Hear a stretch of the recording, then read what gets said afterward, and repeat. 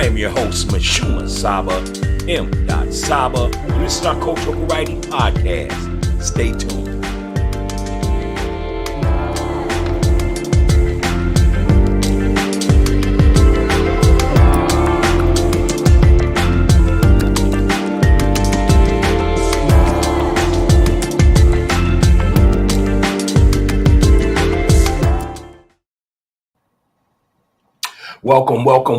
Welcome to the show Coffee Talk. This is the Cultural Variety Podcast show, and I'm your host, MISHUMA, SABA, M.SABA, and this is our Cultural Variety Podcast show, Coffee Talk. Welcome. How y'all doing this evening? Here in my city, it's a little chilly. Got a lot of snow coming tonight. They say about 6 inches of snow. My people in my city, we about done with this snow, man. We really are like, let's get it over with. We're in the last few months, but we definitely is tired of the cold. My goodness. But hey, welcome to the show, Coffee Talk. I'm your host, MISHUMA, SABA, and we got a good show lined up for tonight. Tonight, we're going to talk about the Mitchell and Ness purchase and who purchased them. We're going to talk about that shortly. We also want to talk about and give our shout outs and our flowers to Patrice Lumumba, as well as we're going to definitely talk about Malcolm X as well. So let's go ahead and just dive on in. If you're new to the show, Coffee Talk, we never start a show without giving you the flavor. So tonight's flavor is the Hawaiian pea berry coffee. Pea berry whole bean is a 100% Kona coffee. Pea berry is considered to be the champagne of coffee. This whole bean coffee is available in dark or medium roast, and the authentic Kona coffee is from Hawaii, and the price range is ranging in between $42 and $88 a pound. This is one of the richest, one of the 10 richest coffees and best taste coffees in the world. Again, that is pea berry whole bean 100% Kona coffee. Pea berry is considered to be the champagne of coffee. So we definitely want to go ahead and give that shout out as today's flavor for us. And today's wise words here on Coffee Talk is this. Today's wise words is this. Make sure you stop to smile.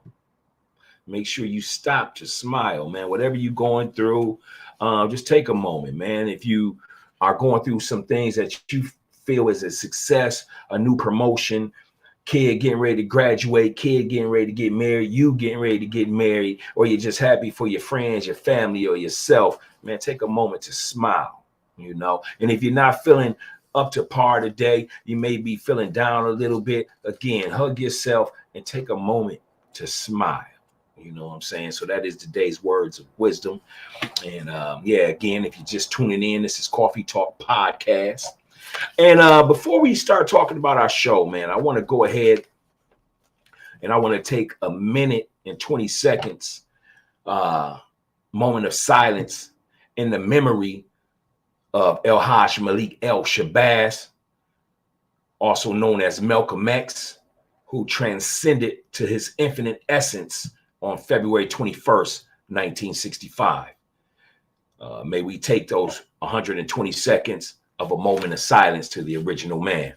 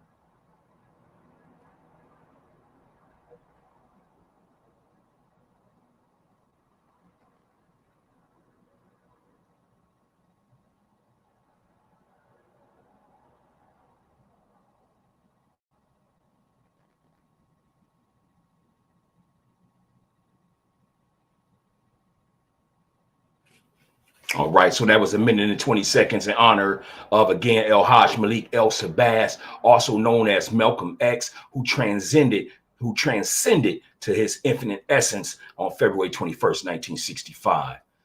We want to say to the minister, we love you, we thank you, we appreciate you. All right, so let's go ahead and go into the show. Again, if you're just tuning in, this is Coffee Talk Podcast, the Cultural Variety Podcast show. I am your host, MISHUMA SABA, M.SABA, and this is the Cultural Variety Podcast show.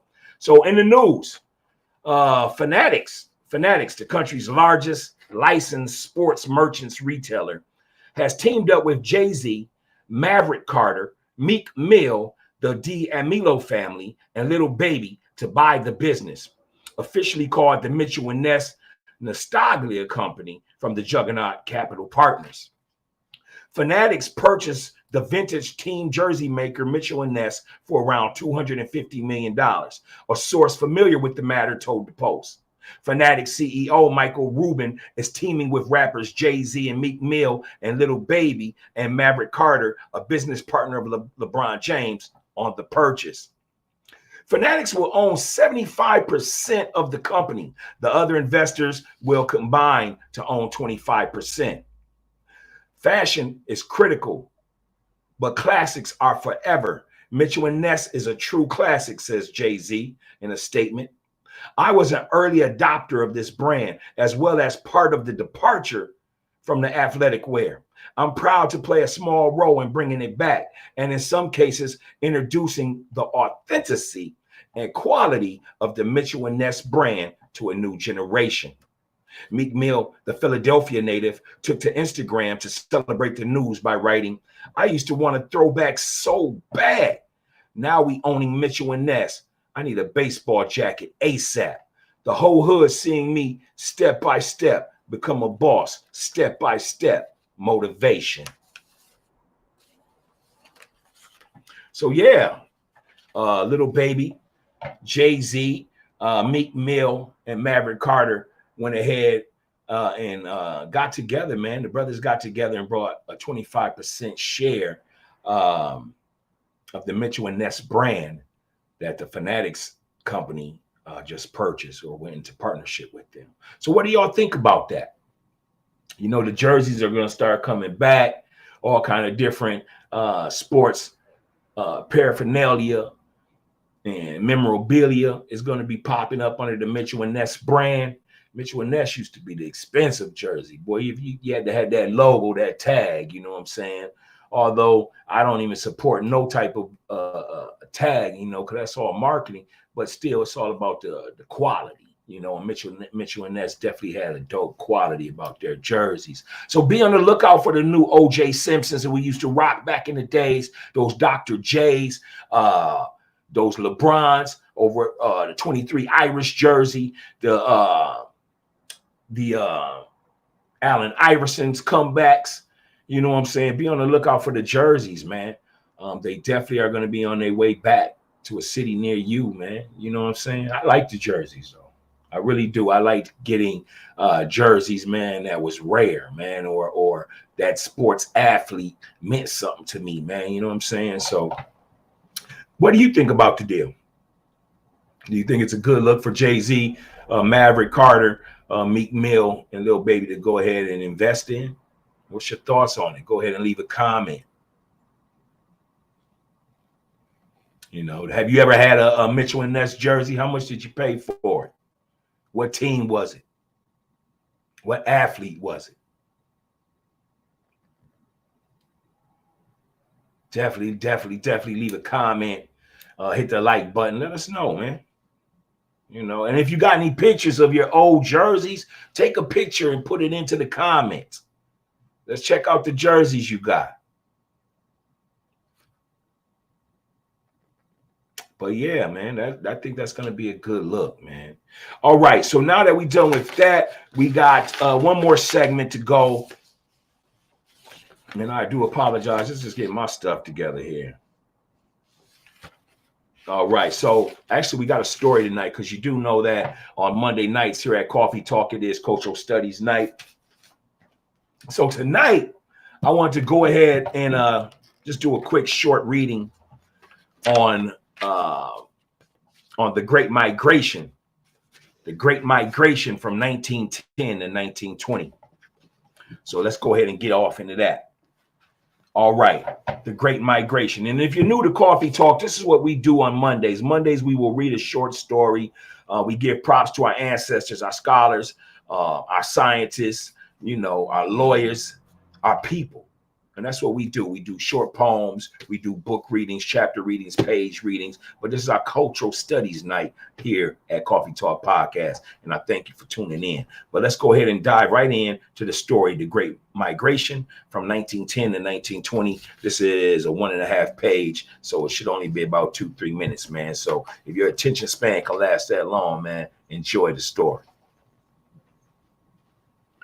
From 1916 to 1918, about 500,000 African Americans moved from southern to northern states, accelerating the migration began by runaway slaves following the North Star to freedom since the mid-1800s.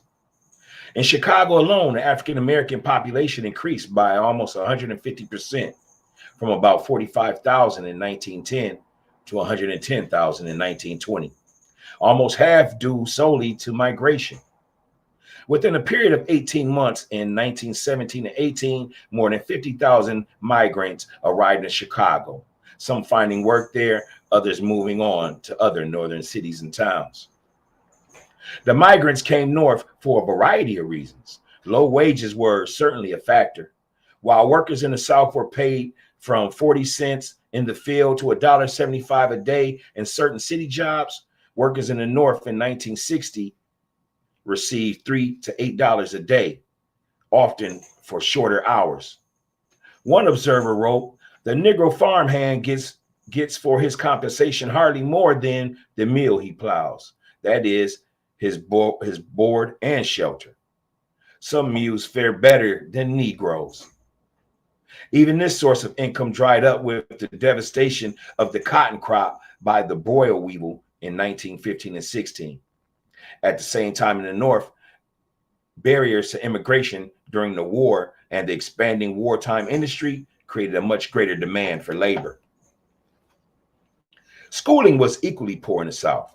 In countries with more than a 75% Black population, $22.22 was spent for education per white child, while $1.78 was spent for Black children.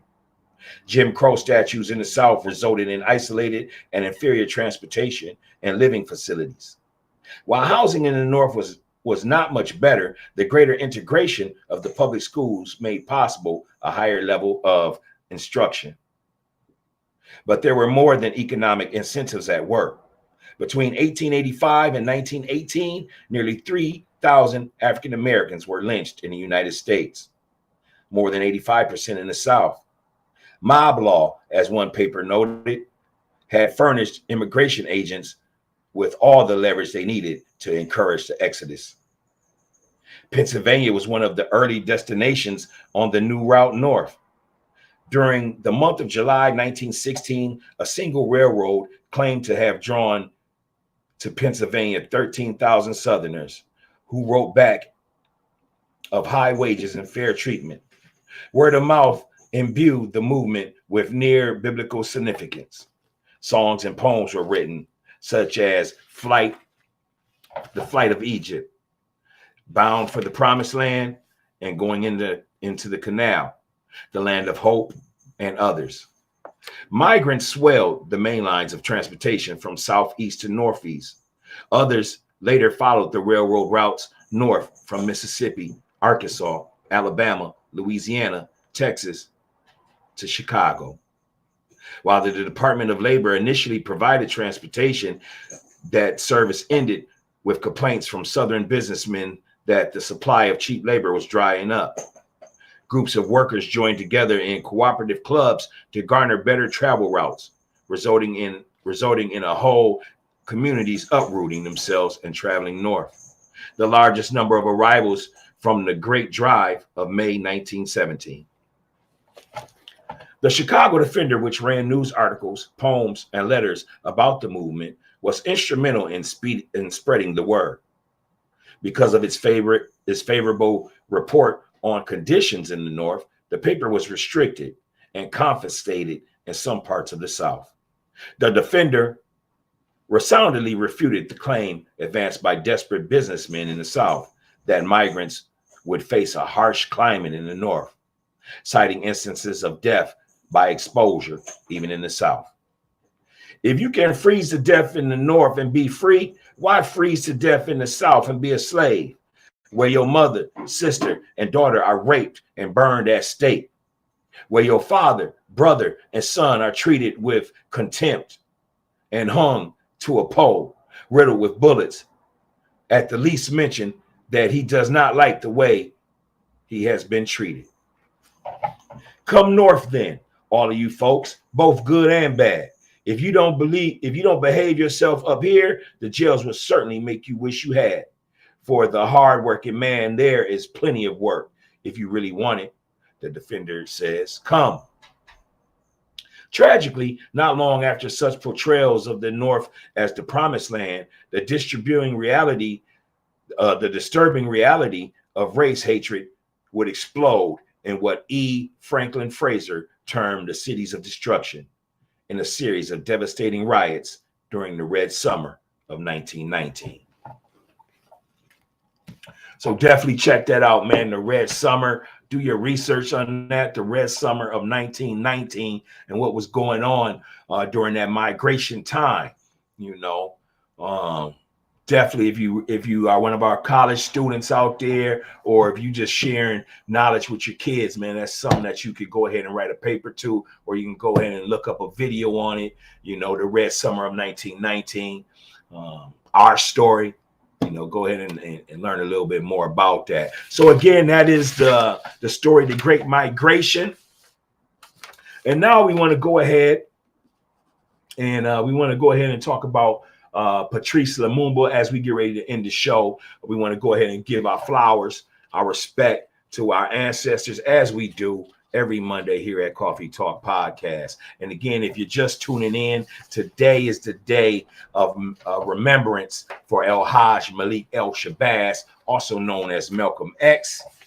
And, you know, Malcolm X had transcended to his infinite essence on February 21st, which was today, 1965. So if you're just tuning in, we did start the show by taking a minute and 20 seconds of silence for the original man, or 120 seconds, I should say, not a minute. It was really 120 seconds we took. So, yeah.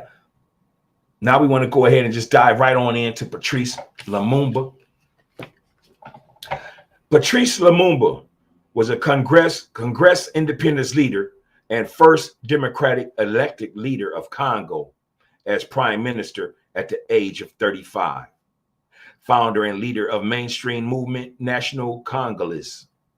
He had an integral role in the campaign for independence from Belgium. He co-established the movement National Congolese in 1958 to call for countrywide unity and freedom from the colonial atrocities. He was assassinated in 1961. In 2013, the United States of America admitted President Eisenhower authorized his assassination. In 1964, Malcolm X said Lumumba was the greatest black man who ever walked the African continent. So we definitely want to give our flowers, our respect to El Hajj Malik El Shabazz, Malcolm X. And we also want to give our thanks, our gratitude, and our respect to Patrice Lumumba. Patrice Lumumba. Patrice Lumumba, born July 2nd, 1925, died January 17th, 1961. And also Malcolm X, El Hajj Malik El Shabazz, born May 19th, 1925. And he went on his journey into his infinite essence, February 21st, 1965. This is your show, Coffee Talk. I am your host, MISHUMA SABA. M.SABA, and this is our Culture Variety Podcast show. We'd like to thank you for tuning in to the show, Coffee Talk Podcast, and thank you. You have a good night. Peace to you and your family. We out of here.